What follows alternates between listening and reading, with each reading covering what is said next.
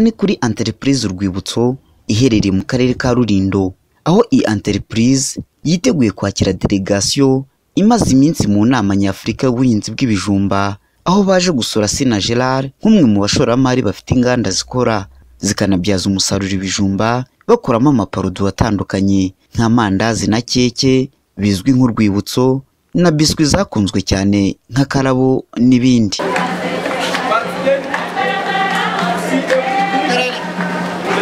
Izi mpuguke zituruka mu bihugu bitandukanye bya Afurika nka Ethiopia, Zambia, Sierra Leone, Zimbabwe, Uganda, Kenya, Tanzania, Burundi, Ghana n'ibindi. Ndagira ngo twanze twivuge hanyuma nk'abinjiye mu rugo, hanyuma niturangiza nawe turamuha umwanya atwakira. Twaje turi mu nama mpuzamahanga y'ibinyabijumba, ibirayi n'ibijumba nk'uko mubizi. Hanyuma uyu munsi wari umunsi wo gusura abantu bose twari kumwe, bari benshi, twagize amatsinda 5 yagiye ahantu henshi hatandukanye. Iri rero ni itsinda ryahisemo rikiri iwabo, kuko twari twarabohereje ahantu ho gusura, rihitamo rikiri iwabo ryifuza ko zizasura hano. Aba kandi bakaba basobanuriwe ku mavu n'amavuko ya Entreprise Urwibutso n'uburyo bukoreshwa mu kubyaza umusaruro bino bijumba. Urwibutso Enterprise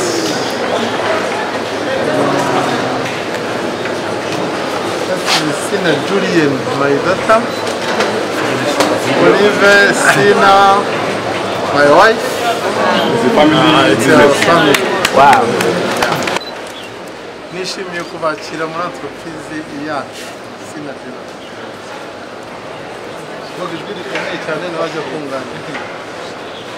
He's so happy to host you today.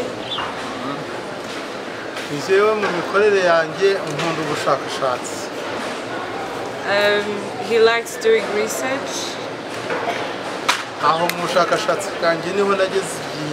Nari natembere muri Amerika nshaka kureba icyo abanyamerika barya, sanga barya ibijumba nk'ibyo navukiye kuri uyu musozi nanjye. So in his passion of doing research, he visited the US and he found and like trying to find out what they eat. He found that like they eat sweet potatoes, and that's how we started doing like products based on sweet potatoes. Mugiye nari nzi ko ibijumba ari by'abaturage cyane abaturarwanda, hanyuma nishyiramo ko cya kijumba ngomba kugiha agaciro agikoramo ibindi bintu bitandukanye. So he thought that sweet potatoes was like for Rwandan people, villagers, or anything. But then he found that he came to find out that it has a very big value.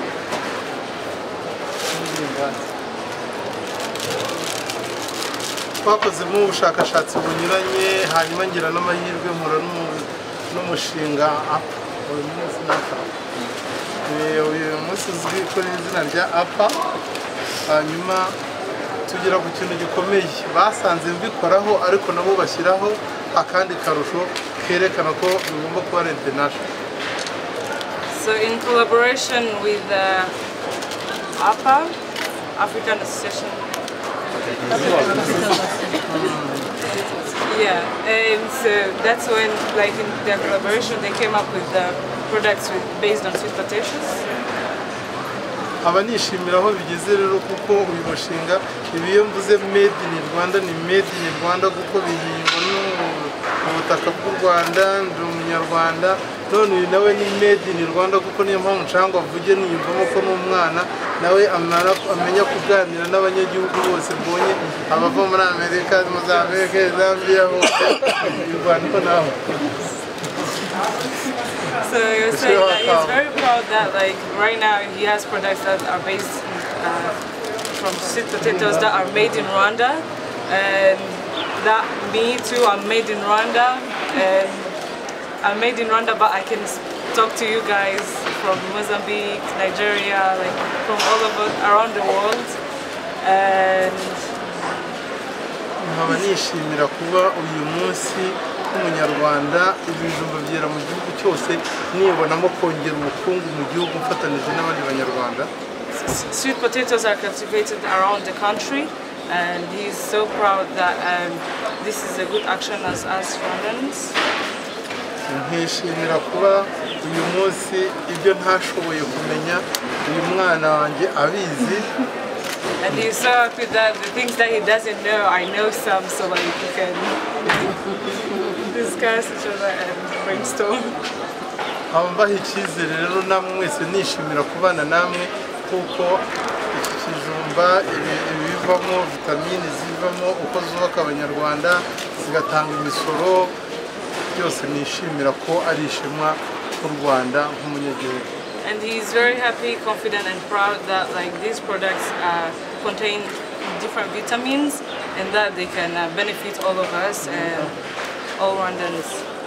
Bamwe mu bo twaganiriye barimo Hamidi Toure ukomoka muri Sierra Leone aravuga icyo yungukiye kuri uru rugendo. This is extremely amazing, because Ibintu mbonye hano biratangaje. Gukora produit nk'izi by'umwihariko zikomoka ku bijumba bikungahaye kuri vitamine A. Urabizi bino ni byiza kuko byongera abasirikare b'umubiri wacu n'uw'abana bacu. Ibi rero ni ingirakamaro kuko icyo tugomba kumenya nk'Abanyafurika si ukubona icyo kurya gusa, ahubwo tugomba no gutuma byorohera ababigura. Nkurikije uko numvise izi produit guhera kuri 500 y'u Rwanda urazibona. Urumva rero ko byorohereje abaguzi. Able to afford it. These are very affordable products. 500 Rwandan dollar. It's very affordable.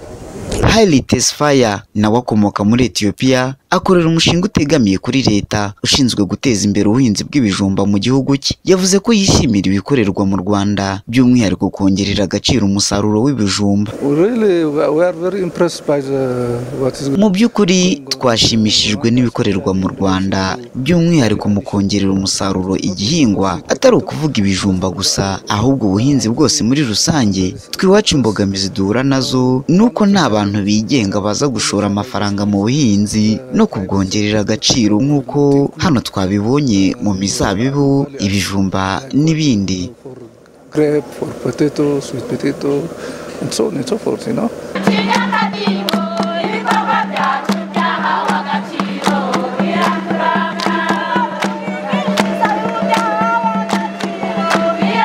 Beatrice Nyamwamu ari muri iyi nama aturuka muri Minisiteri y'Ubuhinzi muri Kenya. Nyuma y'ingendo bakoze basura ibikorwa bitandukanye hano mu Rwanda, aravuga icyo abona yigiye ku Banyarwanda by'umwihariko kuri Sina Gerard. What I've learned specifically from the Rwanda system is the linkages between producers. Icyo nigiye ku Banyarwanda by'umwihariko kuri uyu mugabo twasuye uyu munsi ni uburyo abahinzi, abacuruzi n'abanyenganda bakorana, kandi ubundi nicyo cy'ingenzi. Icyo bisobanuye ni iki rero? Nuko tugomba kwiga guhuza abahinzi bo hasi tukamenya no kubahuza n'abanyenganda. We organize our growers into production groups and link them to supply to the processors. Aganira n'abanyamakuru, Munindwa Prosper umuyobozi wungirije w'akarere ka Rulindo yavuze ko ari iby'ingenzi kuba igihingwa cy'ibijumba kiboneka hafi mu mirenge yose igize aka karere. Mu karere ka Rulindo igihingwa cy'ibijumba ni igihingwa kivanwamo ifunguro ry'ibanze mu ndyo y'Abanyarulindo. Ni igihingwa cyera mu mirenge yose ya Rulindo. Ni igihingwa gishobora kwera mu gishanga kikera n'imusozi, kandi ni igihingwa wasanga hose muri Rulindo. Ariko igihingwa cy'ibijumba turi kwibandaho muri iyi myaka ni igihingwa n'ubwoko bw'ibijumba bikungahaye kuri vitamine A, biza bisimbura ubundi bwoko bw'ibihingwa by'ibijumba twari tumaranye imyaka myinshi ariko bitanga umusaruro muke cyangwa se bikaba bidafite intungamubiri nyinshi nk'ubu bwoko turi gushyiramo imbaraga muri iyi myaka. Ndetse iki gihingwa kikaba gitanga n'amahirwe yo kuba cyakongererwa umusaruro kikavamo ibindi biribwa bitabonekaga mu bijumba bya mbere. Aha rero tukaba tubona za biswi, tubona amandazi biturutse muri ibi bijumba, mu gihe ubundi bwoko bw'ibijumba Abanyarulindo bamenyere guhinga bitavagamo. iyo urebye cyane Sina Gerard nk'uwari wakiriye abashyitsi nawe yagarutse ku mbuto y'ibijumba avuga ko kubihinga bidakungahaza ku mafaranga gusa ahubwo binagufasha kukubakira umubiri kubera vitamine A ibonekamo. Ibijumba ahanga muri entreprise Sina Gerard mu Rwibutso, ibijumba ni ikintu, ni imbuto mbona n'igihugu n'umunyarwanda ashingiyeho mu rwego rw'ubukungu, ndetse ntabwo ari ugukungahara mu by'amafaranga gusa, ahubwo vitamine A yubaka umubiri nayo igirira umubiri akamaro gakomeye cyane. Twe muri business rero cyane by'umwihariko ngiye Sina Gerard, ikijumba nabyirutse mu iwacu tubirya tubyiyakiza, hanyuma aho ntangire business nagiye muri Amerika. Ngeze muri Amerika njya muri supermarket, nari ngiye kureba ibyo abanyamerika barya kugira ngo baba bafite ubwenge, ubukungu nk'ubwo namwe mwese muzi, iyo bakora indege ziguruka, amato agenda mu butaka, amamodoka agenda. Ngezemo nsangamo ibijumba. Kuva rero narasanze ibijumba babiri, narahindukiye ibijumba byongerera agaciro, mbinyuza ku mbabura nkabiteka bisanzwe, ariko noneho nsanga ibyo kubyisangiza cyangwa biyakira no kuri Nyirangarama bidahagije, ntangira gukoramo biswi n'amandazi n'imigati. Ngira umugisha rero nza no kubona uyu mushinga w'Abanyamerika, nawo bongera kunyongerera, kumpugura mu bwenge bwo kugira ngo noze umurimo mbikore neza kurusha. Kubera iyo mpamvu rero nanjye bakamba hafi kandi nkaba hafi, kandi umugabo bagirwa n'undi, nkaba byishimira kandi nizeza abaduteze amatwi bose ko ari abacuruzi barabicuruza, ari ababirya barabyiyakiza. Hizera neza ko twese tubibona kimwe ko ejo hazaza ari heza. Abaturage cyane cyane abahinga ibijumba hari aho bagaragaje impungenge ko hari igihe ku mwero wabyo biba bihari ari byinshi, rimwe na rimwe bigatera mu murima bikamungwa. Mwebwe aho ngaho mukorana mute ku buryo kitaba ikibazo? Ngiye ku bahinzi dukorana, dufitanye kontra, bahinga tuzi uko bahinze, kuko nanjye ndabihinga ariko nkabihingisha n'abaturage hirya no hino mu gihugu, za Muhanga, Musanze n'ahangaha mu karere ka Rulindo. Icyo gihe nta mpungenge zari, kuko ni nako bigenda. Iyo uhinga ugahingira uruganda mukorana, ntabwo bishobora kwangirika. Tuba dufite igipimo tugenderaho, uko isoko rigenda ryaguka ni nako natwe tugenda twagura abaturage dufatanya mu buhinzi bwabyo. Nta mpungenge rero ziriho, kandi namwe murabizi neza iyo ukora umushinga, ukora business, ukayikora uzi neza ko icyo abo uyikorana nabo n'igihe naho uyikorera, ntabwo ni nako kumenya ubwenge, ntabwo ushobora guhombeshwa n'ikibonetse cyose cyangwa ngo wumve ufite impungenge. Agashya ko muri uyu mwaka wundi n'akahe? Agashya ko muri uyu mwaka iwanjye sinavuga ku bijumba gusa, kuko ibijumba nabyo ambaraje zifite nziza zituma tubyohereza n'i Burayi cyangwa muri East Africa no ku masoko mpuzamahanga. Ariko noneho nyuma y'urwibutso agashya kamara kuja, akarusho, akanozo, akabanga, akaryoshye, akiwacu, akacu.